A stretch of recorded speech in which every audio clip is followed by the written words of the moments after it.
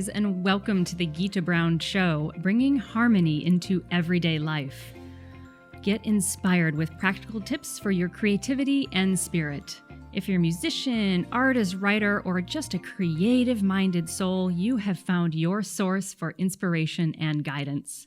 I'm Gita. I'm so happy that you're here with me today, and I'm so psyched because I have distilled 30 years of teaching in creativity, yoga, and wellness, and I have some amazing tips for you today because we are talking about anxiety. In fact, I today am going to give you a secret weapon to help you beat anxiety. So I'm guessing if you hit play on this episode, it's that you or someone you love suffers from anxiety. It's something like 40 million adults in the United States are afflicted with an anxiety disorder of one sort. You know, it can be your garden variety. You just have a little burning in the pit of your stomach and you are feeling a little unsettled every day. Or it can literally be life-limiting and crippling to the point where you feel isolated and alone. Let me tell you, friend, you are not isolated. You are not alone. And we are here today to not only break the silence about anxiety and how it affects us all, but to give you a practical secret weapon that you can have in your back pocket at all times. So that secret weapon is going to come at the end of the episode. I'm literally going to teach you something that you can start doing today to shift your relationship to anxiety. But you know what? I thought it would be really cool to bring in someone that I have personally witnessed change her relationship to anxiety. When I met this person, she was loving, outgoing, and supportive, but kind of walked around with her shoulders up around her ears. You could kind of see the anxiety around her a little bit like a cloud. And I've watched her over the past 8 years or so completely change her life to the point where anxiety is something that she knows how to deal with instead of the anxiety ruling her. The shift has been profound, and I thought, why not bring her in and have her tell you guys her story? And at the end, she and I can both teach you one easy thing you can do that will become your personal secret weapon to beat your anxiety. You don't have to be ruled by it anymore, my friends, and we are here to help you. So stick around. We're going to take just a short break, and in the next segment, I'm going to introduce you to this fabulous woman, Sarah Gilbert, a source of inspiration for us all. Stick around. I'll see you on the other side. Hey friends, this is the Gita Brown Show, bringing harmony into everyday life. Find me online at gitabrown.com and YouTube at Gita Brown. Also on social, Twitter, Facebook, and Instagram at Gita C. Brown. See you there. Hey guys, welcome back. Let's welcome Sarah Gilbert to the show. She's an amazing woman, a tireless advocate for people with special needs, a licensed yoga for the special child practitioner. She is one of my dear friends. And she's a licensed yoga for the special child practitioner and a licensed yoga spirit practitioner. This lady has experience in marketing management and business management. What else do you do? And she's an advocate for her daughter who has special needs. Macy is a beautiful 13-year-old girl who happens to have Down syndrome. And I think Sarah's done just a tremendous job taking all of her business acumen, taking her passion as a parent, and taking everything she's learned also as a yoga practitioner and as a yoga teacher, and using that to help influence and inform the community so that Macy can have the best possible life and future. But, you know, all of that is awesome, but I have personally, as I alluded to before the break, seen Sarah change a lot in the past 7.5 years that I've known her. When I met her, all of that joy and passion and love was right there on the surface. You could see it in her dedication to her daughter. But a lot of times when I met her, her shoulders were up around her ears. And I'm not exaggerating when I say that, but they really were. And I've really seen her change over the last 8 years. So I thought, how cool would it be for you guys to hear her talk a little bit about how she's changed, why she changed. And of course, we are going to give you your back pocket tool that everyone can use to feel a little bit better. So this is where I say full disclosure. I have a lot of love for this woman, people. I teach her daughter, Macy, yoga for the special child, and that's how we met. Yes. Yay. You can go to my YouTube channel and see videos of little Miss Macy Gilbert doing her yoga practice. And she is truly an amazing yogini and is training to become a yoga teacher herself. So check that out. She's truly a wonder. But that's how I met you. I started teaching your daughter yoga. And here we are almost 8 years later, and you've really changed, lady. You have. And so we were talking the other day about anxiety, how to beat it. And I was sort of asking you about the genesis of really when you realized that anxiety was becoming something that was getting in the way of your life. And you mentioned it was actually the birth of Macy that was kind of that little spark that turned something that had always been simmering and really turned it into like a forest fire where you knew you had to get help. So what was it like for you when that sort of anxiety turned into something that you could no longer ignore? That's for sure. I could no longer ignore it. It started controlling my life and my everything, every day, all day. It gnawed away at my stomach. I constantly had a nervous feeling in my stomach. I had a fear that something bad was always going to happen. When my daughter Macy was born with Down syndrome, we didn't know that she was going to have Down syndrome until the day she was born. And so that came as a huge shock to my husband and I, not knowing what to expect, not knowing anything about anything when it came to the world of special needs. And so that's what really fueled my anxiety fire. The fear of the unknown. Exactly. And combined with that mother's love and want to protect her. Exactly. Wow. So I, for a long time, I soldiered through taking care of my daughter and advocating for her and giving her all the things that she needed in order to be healthy and thrive and all of that. But then it got to the point where I really realized that I needed to also take care of myself. And I knew that, and I was able, it got to a point where I was able to actually acknowledge that what I was feeling was anxiety, and I needed to do something to fix it and get rid of it because it was just so overwhelming, and it just started, it was just a huge bummer. So I ended up, it was recommended to me that I start to see a therapist in order to help sort of curb my fears and that feeling of anxiety that I had. So I did that. I also went on medication to help me get through it a little bit, which really did. It took the edge off, and it helped me get through my days, and I was a happier, more pleasant person to be around. Can I back you up for just one sec? Sure. I'd love to hear a little bit about what it feels like to be in a body that's experiencing anxiety. Yeah. Because I know we've talked about this a lot of times. People don't even recognize that what they're feeling is not normal, or it becomes normalized that, oh, that's just the way I am. And they don't recognize that their body is sending them signals that something is awry and that there are potentially ways to change it, right? It's like these warning signs that we kind of just push past. Yeah. So what did it feel like before you realized really and called it anxiety, called it for what it was? What did it feel like to be in that body, and what did it do to your physical health?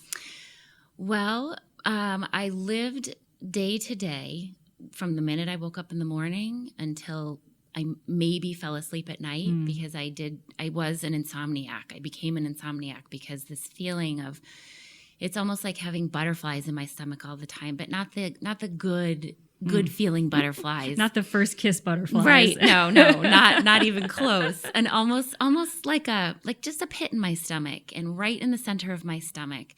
And it just sort of gnawed away constantly at me. So I had sweaty palms all the time. I found my foot was always shaking.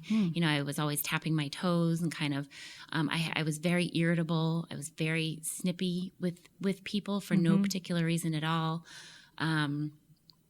Just things like that, just really unpleasant. And to the point where people started to call me out on it. And to the point where my health was compromised. I was diagnosed with a thyroid condition that it was an autoimmune thyroid condition, and so that I had, that I will deal with for the rest of my life. And they say that major stress over long periods of time is probably what brought it on. So Wow. who knew? I had no idea. That is profound. Are you listening out there, people? Because I think this is something that particularly, to be a little gender biased, but particularly women, we tend to just sort of put up with it. And we just manage things, and we just sort of, as you said, we power through, particularly if you're a parent. Right. And we sort of ignore a lot of those warning signs until the body, literally in your case, screamed at you and said, I'm going to make this unignorable at this point. Yes. So you get to that point. So now you're on medication. Things are normalizing a little bit for you. And I think that it's a wonderful, it's like a puzzle piece, right? It sounds like you did a combination of talk therapy and some Western pharmaceuticals. And then what other things did you put in? Like, what about your social circle? When you were in the worst moments of the anxiety, were you reaching out to people, or had you become more insular? And if so, how did that shift for you? I absolutely became more insular. I mean, part of it had to do with the fact that I was learning how to take care of my daughter who had special needs, but that then just sort of became an excuse. But it was really more the anxiety that took over my body, and it was just easier for me to just stay home, not talk to people, I really insulated myself. My social circle became very small, and it was lonely. It was very isolating and very lonely, and until, like you said, my body was just screaming at me, because up until that point, I never lived my life like that. I was a very social person. I was very involved in the community, and before I had children, I worked. I was motivated. And all of those things just sort of disappeared. My motivation, my wanting to be with my friends and my family and the people I cared about the most, but that all kind of went away. And when I finally realized that, something definitely needed to shift. So I did. I went the talk therapy route, which was wonderful, and the medication route, which is what I needed at the time. And then as time went on and life goes on and life continues to throw curveballs at you, as it happens in everyone's lives, I decided that, and also to watch the connection between Macy and you working together over so many years and practicing yoga, and yoga becoming something in my daughter's life that was so meaningful and was so therapeutic for her. And it helped her immeasurably in ways that I never would have imagined. And although it took me a few years, the light finally went off in my head at a time when I really needed it most. Another curveball had been thrown at me in my life. And I realized that maybe I needed to do something really from within to really get at the core of why anxiety was, such a present part of who I was. And so I then turned to yoga. Aha. So pause for a moment before we get more into yoga and some specific techniques, because I can just reflect back to you a little bit about what I saw sort of changing. When I met you, you were very focused on your daughter. Obviously, that was the focus.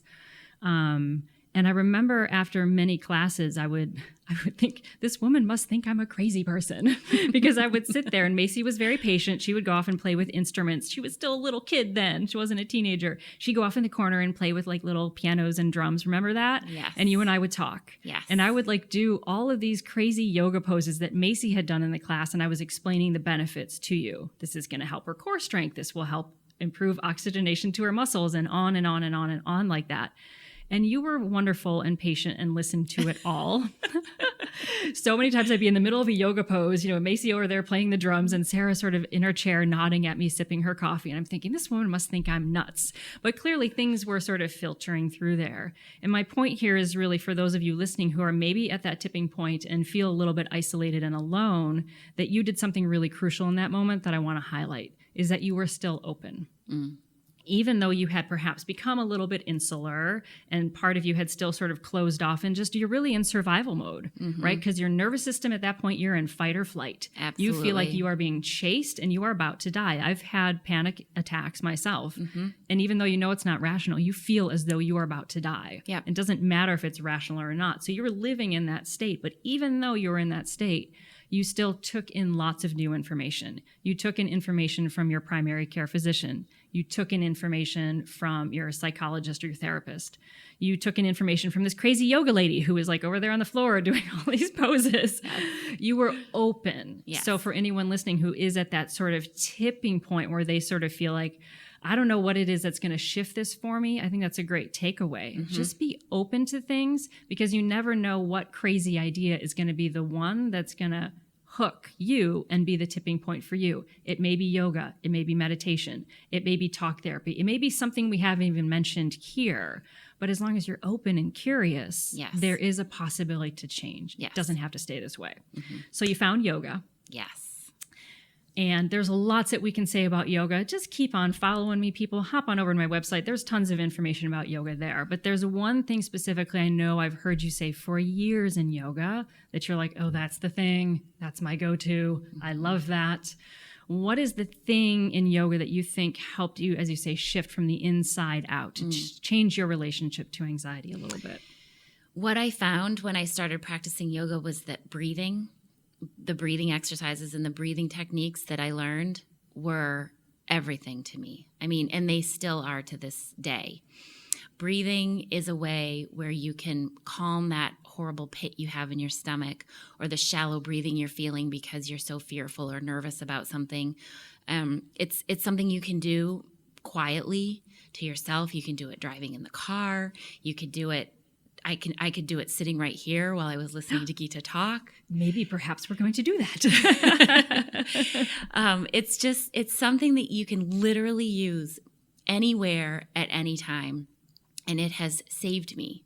It is my number one tool. It is the one thing that I will never teach a yoga class without focusing a lot on breath, because for me, it's like a lifesaver. It was, and you really can feel when you regulate your breath, or when you take that deep breath in, or you use some technique that you're taught, you can feel the change from the inside out. And it makes you, it just makes you a more pleasant person to be around.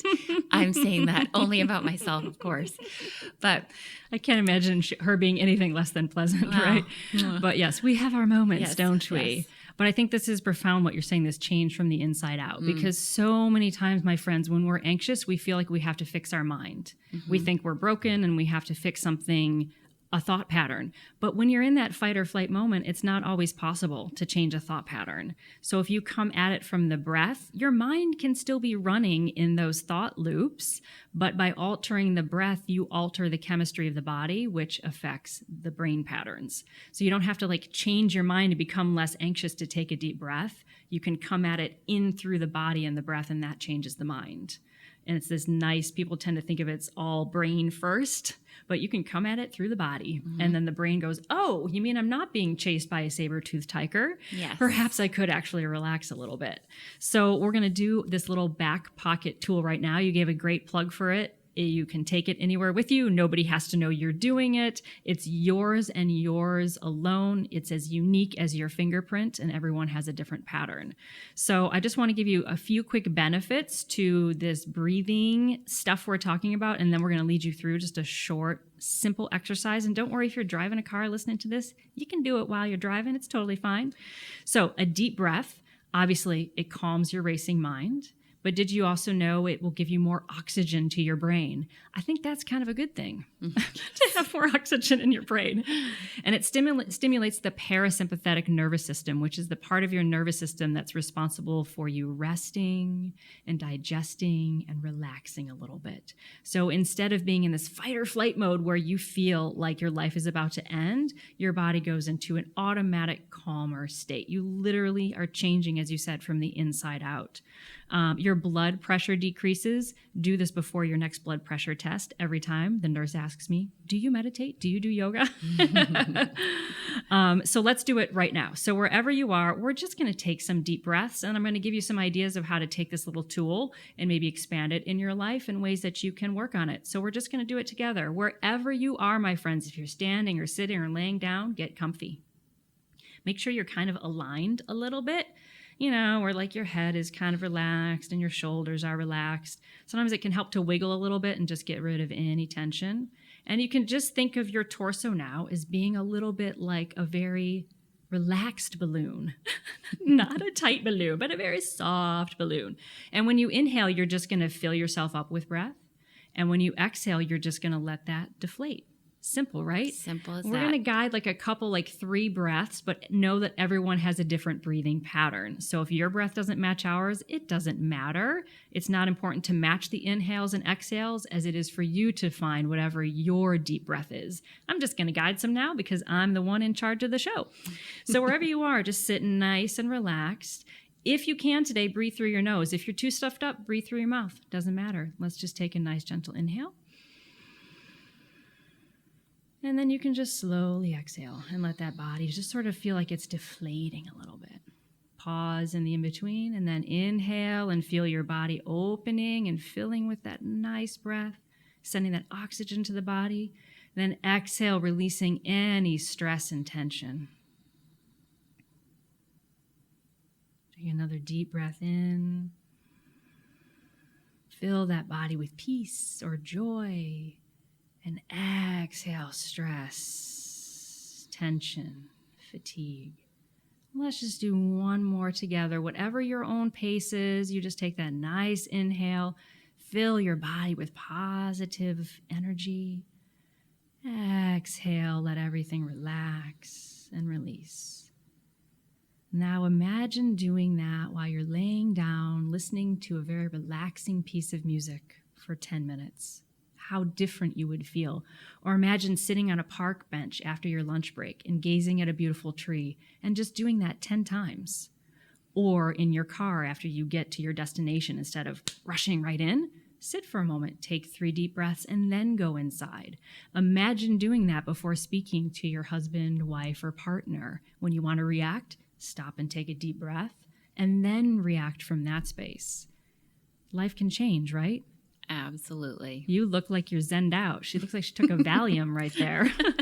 So this is your secret weapon to beat anxiety. I use it. Miss Sarah Gilbert uses it. Her beautiful daughter, Miss Macy Gilbert, for sure uses it. Absolutely. She goes into a trance in her yoga class during the breathing parts. She's somewhere else. So remember that you have this at all times. If you want more instruction, of course, you can always hop over to my website. I've got a lot more videos there. You can find a meditation teacher to teach you this, a wonderful yoga teacher like Sarah. You can go to a wellness center nearby. I believe you work out of Whitman Wellness Center, Yes. correct? Yes. So you can find yoga teachers all over who will teach you how to breathe in a way that works for you. And of course, there's many more advanced techniques, but it's simple, people.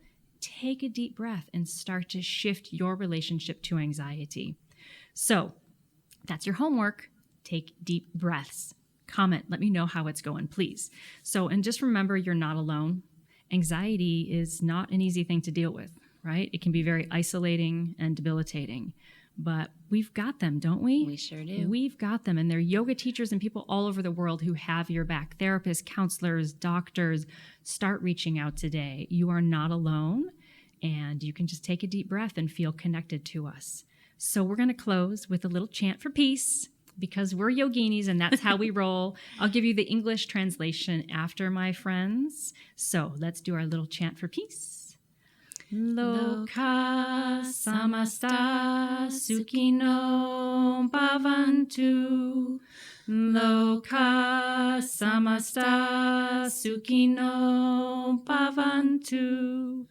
Loka samasta sukhino bhavantu.